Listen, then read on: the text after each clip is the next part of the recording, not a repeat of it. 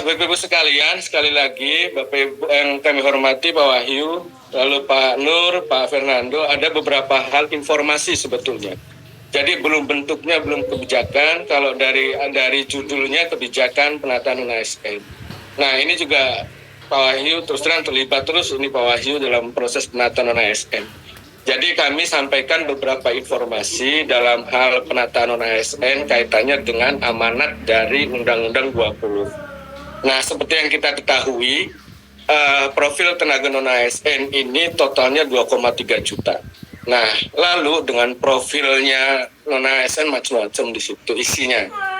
Mulai dari pendidikan, ada yang SMA, lalu kemudian ada yang S1 dan lain sebagainya.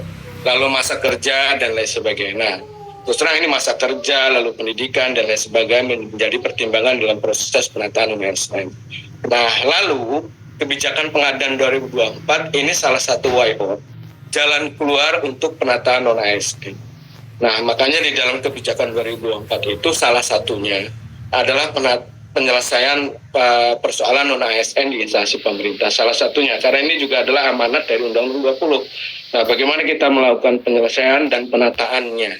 Karena kalau semakin kita selesaikan non-ASN ini nggak akan selesai, betul terang ini. Karena pengalaman dari tahun-tahun sebelumnya juga semakin kita selesaikan dan nggak selesai-selesai. Makanya di situ muncullah penataan. Nah itu mungkin latar belakang Undang-Undang 20 kenapa muncul penataan. Nah lalu berjalannya waktu, ini data juga dari teman-teman BKN, berjalannya waktu proses 2021, 2022, 2023. Ternyata dari 2,3 juta itu menyisakan 1,7. 1,7 ini Bapak Ibu sekalian inilah yang proses dilakukan penataan untuk diselesaikan. Nah apabila tidak selesai dilakukan penataan dan proses untuk penyelesaian non ASN di situ. Nah ini mungkin datanya juga masih bergerak, mungkin Pak Direktur dari BKN akan lebih kompeten untuk menjelaskan ini. Nah 1,7 inilah yang harus kita tata Bapak Ibu sekalian.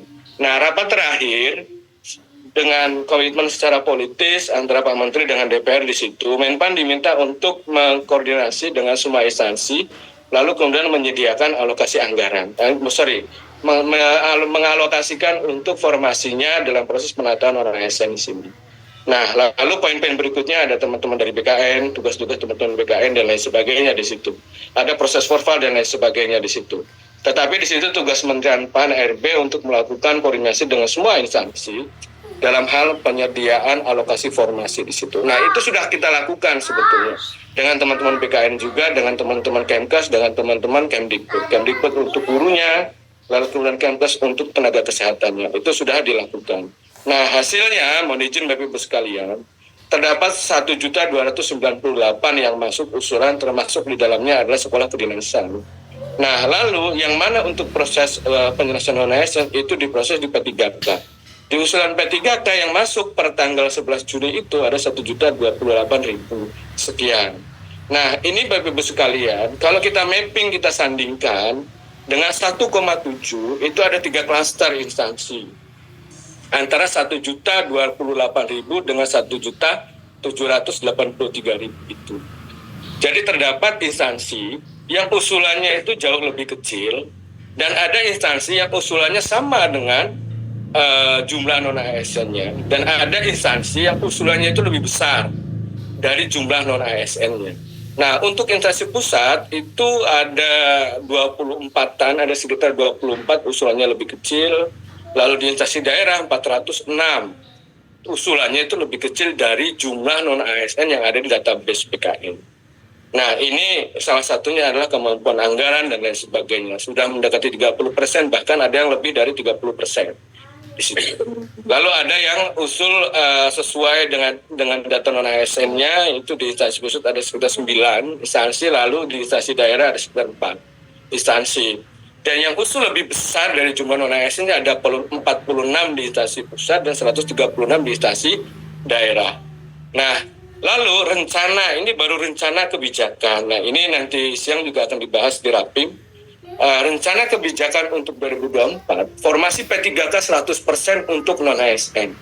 Nah, non-ASN untuk THK 2 yang ada di database BKN, lalu non-ASN yang 1,7 itu.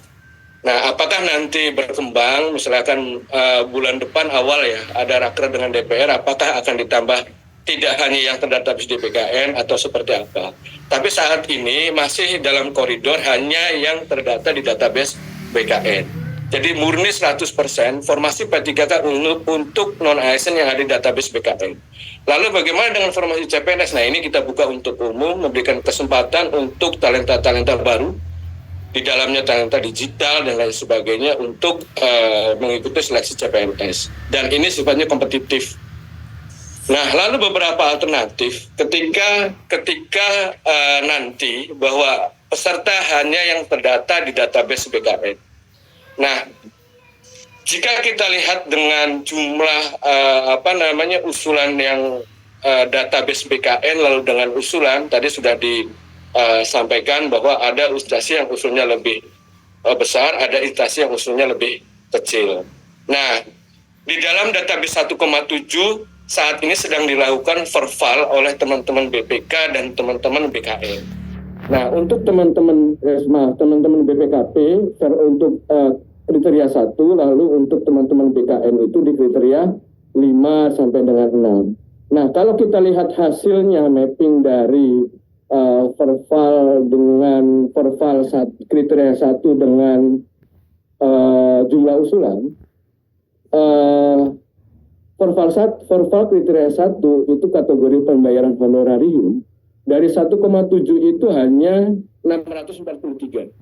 Jadi kalau dilihat dari sisi belanja pegawainya itu hanya 63. Tetapi kalau dilihat dari belanja sumber pembiayaan dari 1,7 itu mayoritas itu lebih banyak menggunakan belanja jasa atau lainnya di situ. Nah, ini juga apakah yang akan diambil kebijakan dari belanja pegawai atau juga termasuk belanja lainnya dari kriteria 1. Nah, dari kriteria 1 apabila opsi itu diambil dari belanja pegawai, yang honorer belanja pegawai itu jumlahnya relatif lebih sedikit. Maaf, ini bahannya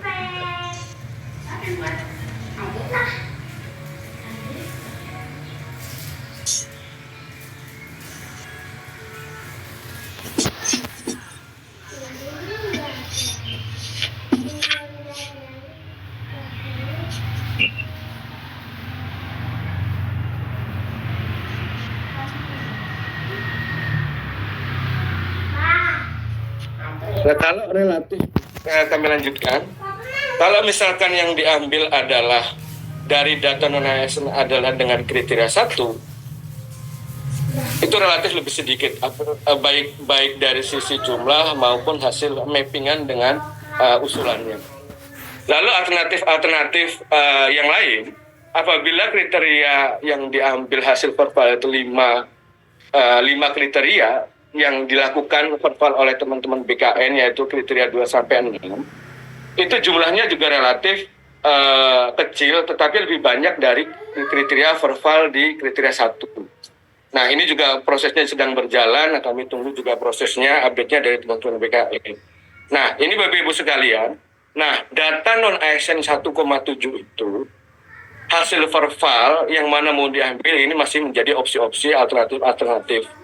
Nah, lalu kalau kita lihat, kita bandingkan dengan yang verval dari teman-teman BKN, kriteria 2 sampai dengan 6, kita mapping dengan hasil 487 ribuan, kita mapping dengan usulan non-ASN, ini juga kira-kira nggak terlalu banyak, bahkan lebih cenderung turun dari 487 jumlahnya. Nah, lalu bagaimana nanti mau dikemanakan yang non-ASN, lalu kemudian yang lolos seleksi dan lain sebagainya. Nah, ini baru masih dalam proses konsep. Nah, Bapak Ibu sekalian, kalau dilihat dari ujung sebelah kiri, sisa 1,7 itu lalu kemudian proses pengadaan. Nah, melalui CAT BKN atau seperti apa, atau juga menggunakan peringkat. Dengan formasi yang ada, teman-teman hanya dikhususkan non-ASN, yaitu kriteria pelamarnya STHK 2 maupun tenaga non-ASN yang ada terus BKN. Dan apabila sesuai dengan formasinya akan memenuhi menjadi PPK penuh waktu. Nah, PPK penuh waktu yang mana? Yang selama ini PPK itu, P3K itu. Nah, lalu bagaimana yang tidak masuk dalam formasi? Nah, itu rencana akan kita tata menjadi P3K paruh waktu.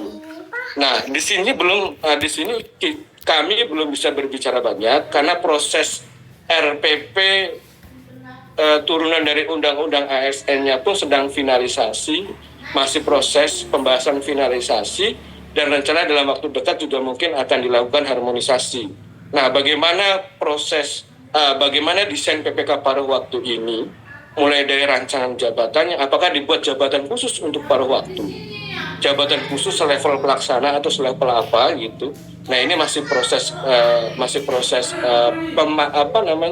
pembahasan, masih proses pengkajian, karena juga sambil paralel menunggu lahirnya PP turunan dari Undang-Undang ASN, mulai dari jabatan, lalu gaji, sistem kerja, dan lain sebagainya.